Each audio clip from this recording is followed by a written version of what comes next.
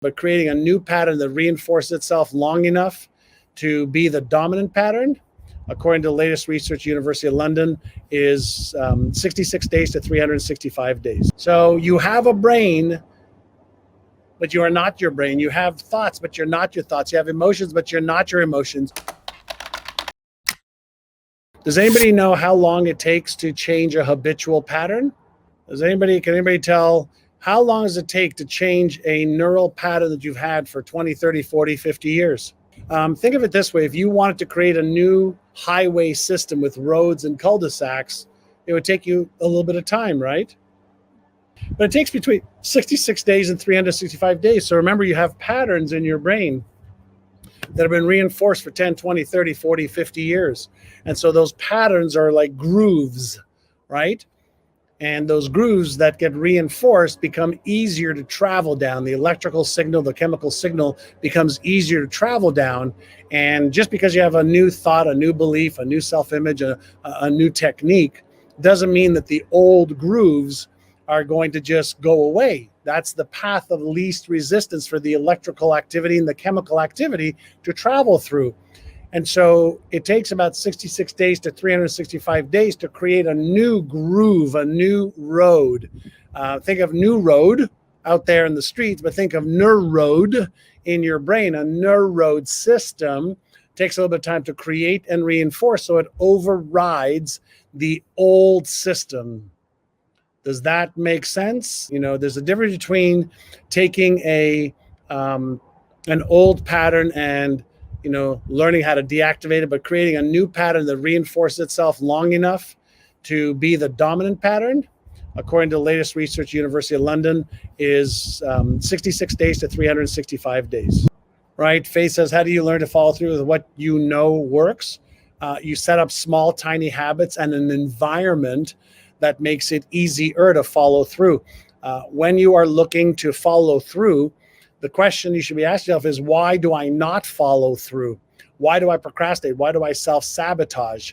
And that's because your habits drive your behavior more than your desires, hopes, wishes, or dreams. And so you need to develop habits that then develop you, Faith. So how do you remove the resistance to positive change and new patterns, Lara? First and foremost, you do inner size number 1, which is breathing exercises to deactivate the sympathetic nervous system and activate the parasympathetic nervous system.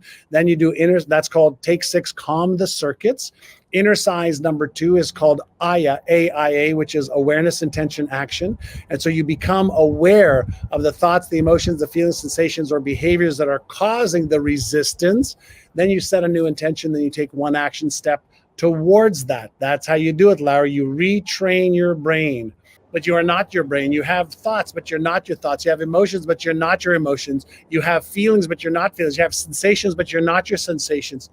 So that means that there is a thinker that can learn how to use her brain or his brain better with a little bit of practice. You exercise to strengthen your muscles and internal organs. You exercise to strengthen your core neuro muscles of awareness, of beliefs, of self-image, self-esteem, confidence, certainty, etc. So that's how you do it. Can't post comments somewhere else. Okay, so let's have a little bit of fun. What do athletes do every day before they play a game? What do athletes do every day before they play a game? What do? They practice. They practice. What does every musician do before he or she plays a concert or in the band? They practice. What does every chess player do before they're playing a tournament? They practice. What does every Rubik's Cube player do before they enter a competition? What does every kid or adult do before they do a knitting competition? They practice. So here's my question that I want to ask you. How much practice are you doing to win your inner game? How much practice are you doing to see yourself succeeding? How much practice are you doing to create the beliefs that you need? How much practice are you doing to develop the habits you want? How much practice are you doing every single day to see the success that you want? How much practice are you doing every day to upgrade your knowledge and skills so you get better and better and better? And the answer that most people tell me is not much. So your external world of results is going to match 100% your internal map of reality. And your internal map of reality is created by your beliefs, your perspectives, your paradigms, and your habits and values. All right. So anyway, I want to try out this new technology, and hopefully you got a few ideas to power up your brain. There's nothing, I shouldn't say nothing, but one of the best things that you can do is sit quietly and breathe and just pay attention to your breath and pay attention to your thoughts, and don't judge yourself. One of the things that I love to teach all of my students is no blame, no shame, no guilt, no justification, just pure awareness. So when you're doing any work on yourself and you're really, looking to become more so you can have more, so you can give more, be kind and gentle to yourself. Stop all the self-deprecating self-talk, that, oh God, I'm having bad thoughts, or I don't feel like, motivated. Just be aware. Awareness is what gives you choice, and choice is what gives you freedom.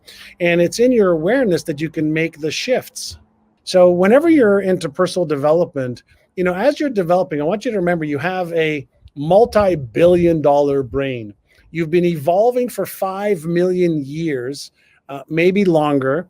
Human kind has been, evolving for billions of years, and so you're a genius. You may not activate all the parts of your genius yet. You may not have learned how to master your mindset and emotions yet. You may not have upgraded your your knowledge and skills yet, but you can. Hey, this is John, and if you liked that video, watch the next video, because it is packed with things that you can do right now to achieve success way faster than ever before.